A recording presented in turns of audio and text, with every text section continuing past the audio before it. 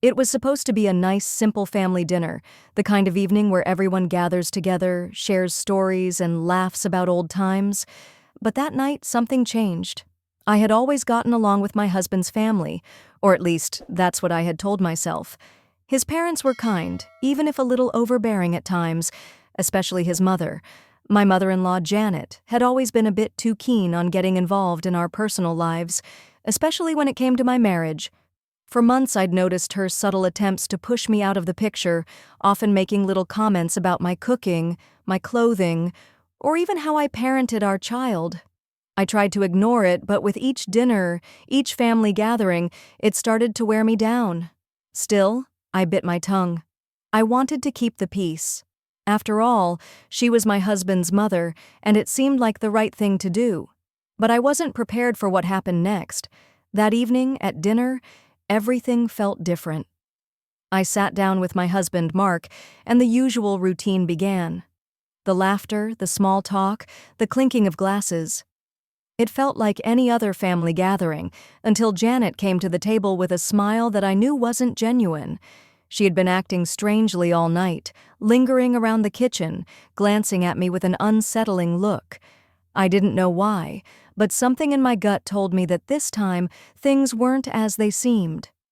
Dinner went on, and I could feel her eyes on me, watching my every move. As the evening went on, she casually offered me a drink, a glass of what appeared to be a fancy cocktail. I didn't think much of it. After all, Janet had always been the hostess, always making sure everyone had something to drink, but that night I had no idea she had a different plan in mind. As I took a sip from the glass, something felt off. It wasn't the taste. It was the sensation. There was a slight warmth spreading through me, but it was more than that. It felt like my body was reacting to something, a strange heaviness in my limbs that I couldn't explain. My vision blurred for just a second, and I shook my head, trying to clear it. What was in this drink? I looked up at Janet, who was watching me a little too closely. She smiled, but there was something cold in her eyes, something I couldn't quite place. The room around me seemed to start spinning slowly. I could feel the dizziness creeping in, making everything feel surreal. I grabbed my husband's hand onto the table, trying to steady myself. Mark looked at me with concern, his brow furrowed. "Are you okay?" he asked, noticing my sudden discomfort. I don't feel right," I said, my voice shaky. My head was swimming now, and I could barely focus on the conversation happening around me. I could feel the walls closing in, my body betraying me. Janet seemed to notice too, but she feigned innocence. "Oh, maybe you've had too much to drink, dear," she said, her tone sweet, but just a little too sweet. There was an edge to her voice, something I hadn't caught on to before. This wasn't just a regular family dinner, this was something planned. I struggled to stand, my legs unsteady. "I think I need to sit down," I managed, trying to keep my balance. But Janet's eyes followed my every move, a faint smirk tugging at the corners of her lips. I didn't trust her, not anymore. Then, in the chaos of my dizziness, something clicked in my mind. I realized she had spiked my drink. This wasn't an accident. This was deliberate. I couldn't prove it yet, but I had to act quickly. As I stood up, I noticed her husband, Roger, sitting next to her, oblivious to what was happening. That was my moment. In a split-second decision, I grabbed his glass and swapped it with mine. It was subtle enough that no one noticed, and I quietly sat back down. I could feel the effects of the drink starting to hit me harder, but I was determined to see this through. The more I thought about it, the angrier I became. What did she think she was doing? Why would she try to sabotage me like this? I knew I couldn't just sit back and let this go. I needed to be strategic, to get to the bottom of this, and most importantly, I needed to stay in control. As the evening wore on, I could feel the effects of the drink growing stronger. My vision blurred more and my body felt heavier. I was still trying to focus, trying to stay composed, but it was becoming increasingly difficult. I needed to act fast, and I needed to stay sharp. Roger, completely unaware of what had happened, took a long sip from the glass I'd swapped. Janet was still eyeing me from across the table, and for the first time I realized something. She didn't care that I knew. Her plan was already in motion. But what was her end game? I tried to keep calm, but the more I thought about it, the more enraged I became. How could she do this to me? Why? Was it jealousy, control, or something darker? I discreetly reached for my phone under the table. My fingers were shaking, but I managed to text Mark. I needed him to understand what was happening before it was too late. The message was short but direct. Janet spiked my drink. She's up to something. Stay close. Don't leave me alone. I hit send and placed my phone back in my pocket, feeling the weight of the moment. This wasn't just about a prank or a harmless joke. She was trying to get me out of the picture, and that made me even more determined to figure out what her real plan was. Roger had finished the drink by now, and he started to act strangely. His face flushed, his eyes slightly unfocused, and he looked around, confused. I could see him trying to make sense of his sudden dizziness. It was clear now, Janet had spiked his drink too. My heart raced. Was this part of her plan? Was she setting us both up to look crazy? I watched as she calmly continued the conversation with my family, pretending like everything was fine. She wasn't even fazed. I couldn't let this go on any longer. I had to expose her. But how? I needed to make sure that I wasn't in a compromised position when everything unraveled. The more I sat there, the more I realized that the longer I waited, the harder it would be to prove anything. Suddenly, Janet stood up to refill her drink.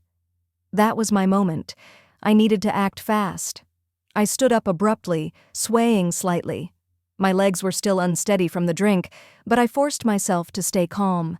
I walked over to Janet, keeping a close eye on her. As she reached for the bottle of liquor, I took a deep breath and confronted her. "Janet, what did you put in that drink?" I asked, my voice steady but laced with frustration.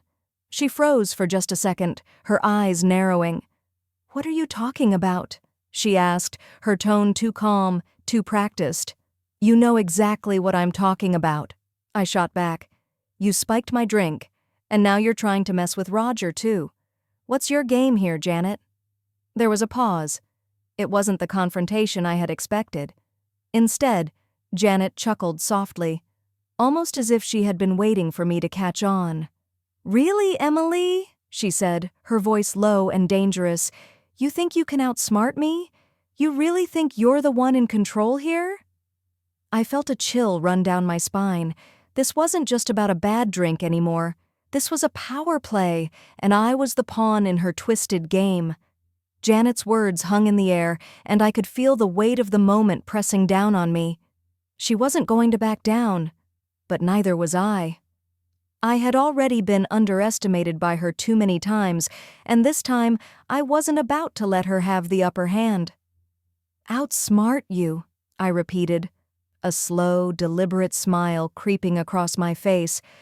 "You've underestimated me for years, Janet, and now you've made a huge mistake. You don't control me anymore. I'm not your pawn in whatever sick game you think you're playing."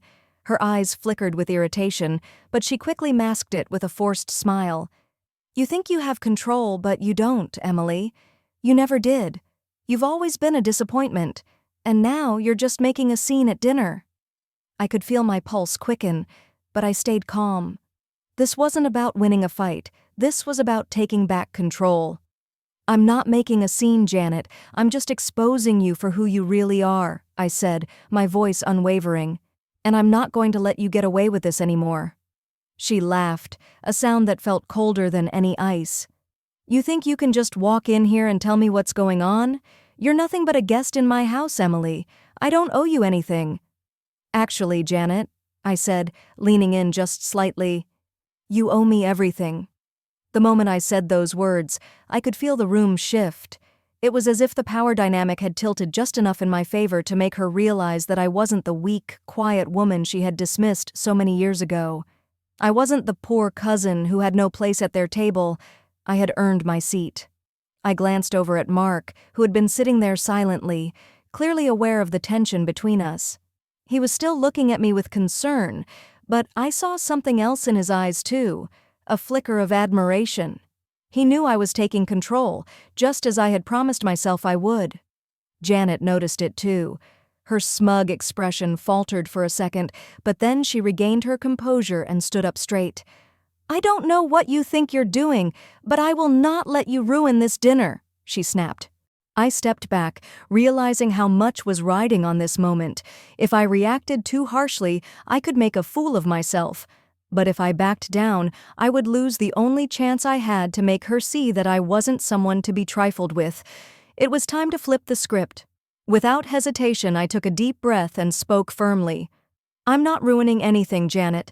You're the one who spiked my drink. You're the one who thought you could control everything. But you've forgotten one important thing. I don't need you." For a moment, the air was thick with tension. The silence between us stretched for what felt like forever.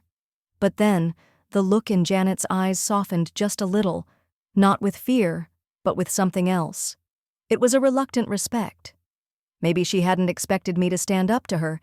Maybe she hadn't realized how strong I had become. But I wasn't done yet. "I don't need your approval, Janet," I said, my voice steady. "I've built my life on my own terms, and you won't take that from me." She opened her mouth as if to speak, but no words came out. I turned away from her and walked back to the table where the rest of the family had been watching in stunned silence. Mark finally spoke up, his voice filled with both relief and admiration.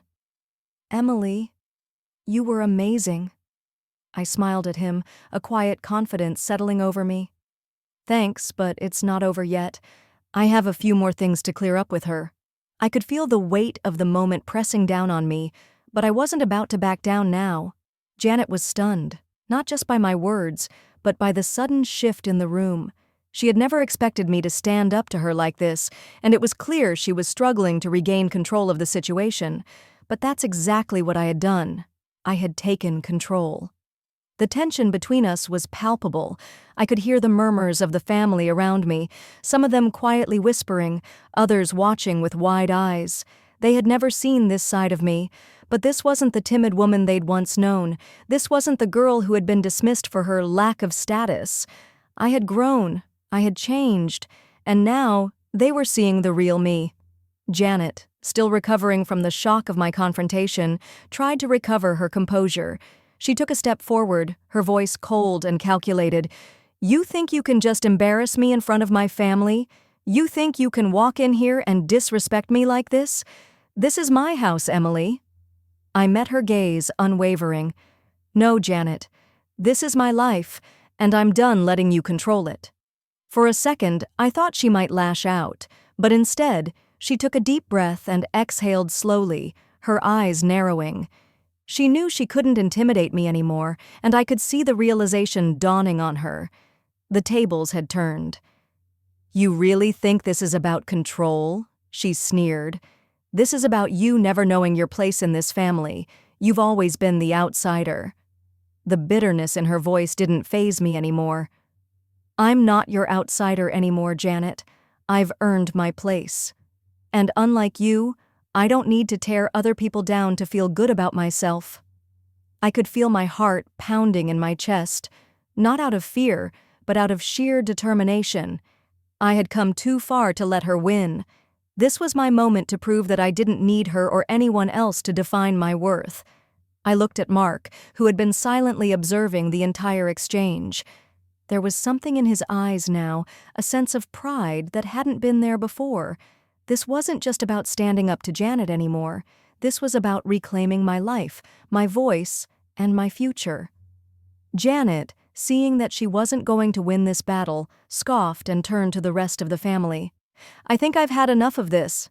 If you all want to side with her, fine, but don't expect me to stay and play nice." She stormed off, her heels clicking sharply on the floor as she exited the room. I stood there watching her leave, feeling an unexpected sense of calm settle over me. I had faced her head-on and walked away victorious. The room was quiet for a moment, but then Mark stood up and walked over to me. He placed a hand on my shoulder, his smile warm and full of pride. "You were amazing," he said softly. "You really stood your ground." I smiled back, my heart still racing. I had to, Mark. I couldn't let her keep getting away with it. As I looked around the room, I realized something. I wasn't just standing up for myself anymore. I was standing up for every person who had been overlooked, dismissed, or made to feel like they didn't belong. This was my moment, and I had taken it. After the confrontation at dinner, the room was filled with a thick silence. Everyone had witnessed the exchange, and I could see the shock on their faces. Janet, the woman who had always controlled everything, was caught off guard. Her facade cracked for just a moment, but she quickly recovered, attempting to regain her composure. But the damage had been done. Her true nature was exposed. I could feel my heart racing, but it wasn't out of fear. It was because for the first time in a long time, I felt empowered. Janet had been trying to undermine me for years, making me feel inferior, but now I had turned the tables. I had taken control of the situation, and I wasn't backing down. Mark looked at me with wide eyes, clearly still processing what had just happened. "Emily, you're incredible," he said quietly, his voice filled with admiration. I smiled at him, though I was still trying to process my own feelings. For so long I had allowed Janet's words and actions to control how I felt about myself. Now, I had broken free from her grip. But I knew that this wasn't over yet. Janet was still standing there, clearly stunned by my boldness. I could see her trying to regain the power she had lost in the room, but I wasn't about to let her take that back. "I'm done being your puppet, Janet," I said firmly, my voice echoing in the silent room. "I'm done letting you treat me like I'm beneath you. I've built my life, my success, and I'm proud of who I am. I don't need your validation, and I sure as hell don't need your manipulation." For a second, she didn't respond, but then she let out a dry laugh. "You really think you've won, don't you? This dinner, this family, none of it matters. You're nothing but a small part of a much bigger picture." I could feel the bitterness of her words, but they didn't affect me anymore. She didn't get to dictate my worth. She didn't get to control how I saw myself or what I had worked so hard for. "Your game is over, Janet," I said calmly. "You can't manipulate me anymore, and the sooner you accept that, the better for all of us." The tension in the air was palpable as I walked away from the table. I didn't need to make another scene. I had said everything I needed to say. Janet might have thought she was in control, but now I knew the truth. I was the one in control of my own life. The next few days passed by in a whirlwind. The family was still talking about what had happened at the dinner, and I could feel the ripples of the confrontation moving through the household. Some of them sided with Janet, still under her influence, but others seemed to realize that maybe I wasn't the person they had always thought me to be. Maybe I had earned my place. Mark and I spent the next few days processing everything. He was proud of how I had stood up for myself, but he could tell that it wasn't just about the family drama for me. It was about my journey, the years of feeling like I was always on the outside, never quite measuring up. The years of having to fight for my own worth. I had spent so much of my life trying to get their approval, trying to make them see that I was worthy. But now I realized something important. I didn't need them to tell me I was worthy. I had already proven that to myself. A week later, I received a text from my mother-in-law. It was short, almost hesitant. "I've been thinking about our conversation. I realize I've made mistakes. Can we talk?" For a moment, I hesitated. Could I really forgive her for everything she had done? Could I go back to pretending like the hurt and betrayal didn't matter? I didn't know the answer yet, but I knew that this was a chance to take the high road, to show that I had risen above it all. Whether or not I forgave her didn't matter anymore. What mattered was that I had found peace within myself. I sat down, took a deep breath, and typed a reply. "We can talk. But I've learned that I don't need your approval to know my worth."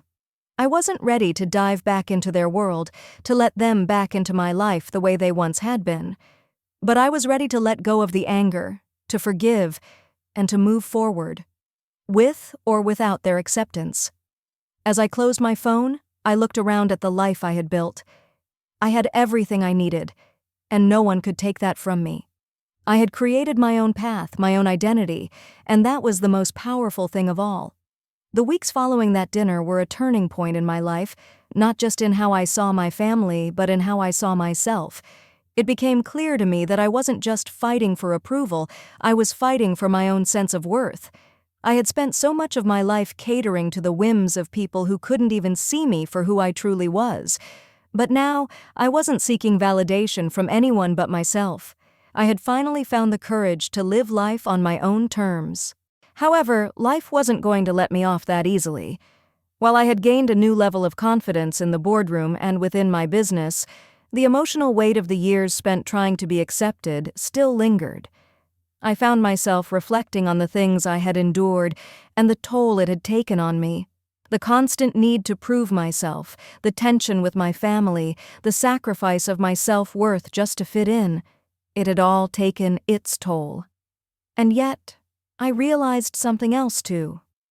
I wasn't angry anymore, at least not the way I used to be. As the days passed, I took more steps toward healing. I began to focus not just on my career, but on my well-being. I spent more time with Mark and with people who actually appreciated me for who I was, not for what they thought I should be. I started investing in myself, taking time to nurture my health, my mind, and my soul. For once, I wasn't just living to prove something to the world, I was living for myself. And then, it happened. One afternoon, a few months after the dinner, I received a call from my dad, the first time he'd reached out in ages. I wasn't sure what to expect, but when I answered the phone, his voice sounded different. There was no anger, no resentment, just genuine regret. "Emily," he said softly, "I've been thinking a lot about everything, and I know I can't change the past. But I'm sorry for what I did to you. You deserved so much more from me. I wasn't a good father to you, and I've been carrying that guilt. I don't expect you to forgive me right away, but I hope you will one day." I was taken aback. After everything, I didn't know if I had the capacity to forgive him just yet. The years of feeling abandoned and neglected were still raw, but something shifted inside me. I wasn't the same person anymore. I had grown stronger, and in that moment, I realized that I didn't need to carry that anger any longer. I could forgive him, not for him, but for me. "I'm not sure if I'm ready to forgive you fully yet," I said honestly, "but I appreciate you acknowledging what happened, and I'm glad you reached out." He took a deep breath. "Thank you for giving me that, Emily. I know it's going to take time, but I hope we can start building something better from here." As I hung up the phone, I felt an unexpected wave of relief wash over me. I wasn't holding on to the past anymore. I wasn't letting their mistakes define my future. I was moving forward, and for the first time, I realized that I didn't need their approval to be okay. I was okay, all on my own. The days that followed were filled with reflection, healing, and growth. I was no longer that woman who was constantly seeking approval from others, trying to fit into their narrow definition of success. I was living life on my terms, creating the life I always dreamed of, one where I was in control, and in that control, I found peace. As time passed, the distance between me and my family remained, but it no longer felt like a barrier. It felt more like a choice, one I had made for my own well-being. I didn't need to be a part of their world to know my worth. I didn't need their approval to feel validated. The moment I accepted that, I felt like I had finally freed myself from their expectations. Emily Enterprises continued to thrive, and as I expanded the business, I found new opportunities to help others. I started hosting workshops for young women entrepreneurs, offering mentorship to those who felt just as lost and alone as I had once felt. I used my platform to teach others about resilience and self-worth, to show them that no matter where they came from, no matter how many times they were told they weren't enough, they could rise above it all. My relationship with Mark had deepened as well. We had learned to communicate better, to support each other in ways we never had before. There were no more games, no more facades.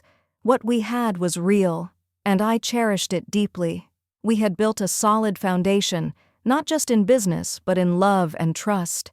But the most profound change was within myself. I no longer saw myself as someone who had to prove her worth to anyone. I was no longer the woman who sought validation from those who didn't see my value. I had stopped waiting for my family to acknowledge me. I had acknowledged myself, and that was the most empowering realization of all. And then one day, the phone rang again. It was my mom. "Emily," she said softly, "I've been thinking a lot about everything, and I want you to know that I'm proud of you. Not just for what you've accomplished, but for who you've become. I'm sorry for everything I've put you through. I hope you'll give me a chance to be a part of your life again. But I understand if you can't." Her words weren't what I had expected, but they were exactly what I needed to hear. I didn't know if I was ready to fully welcome them back into my life, but in that moment, I realized that I didn't need to rush anything. I had the power to choose. I didn't have to forgive them on anyone's timeline but my own. "Thank you, Mom," I replied softly. "I appreciate you saying that. I'm still figuring out what I need, but I'm glad we're talking. I think that's a good start." And with that, the door to reconciliation remained open, but only on my terms. I wasn't doing this for them. I was doing it for me, for the woman I had become. I had healed, and now I could finally decide what role they would play in my life, if any. The rest of the evening, I sat quietly, reflecting on the path that had led me here. The path that had been so full of rejection and pain, but had also been full of growth, strength, and triumph. I had taken the hardest road, the one that forced me to face my fears and insecurities. But it was worth it. I had built a life that was mine. I had achieved success on my terms. And I had finally learned the most important lesson of all: I am enough. As I looked out the window at the setting sun, I smiled to myself. I had overcome so much, and yet, the journey was just beginning. I wasn't waiting for anyone to tell me I was worthy anymore. I already knew,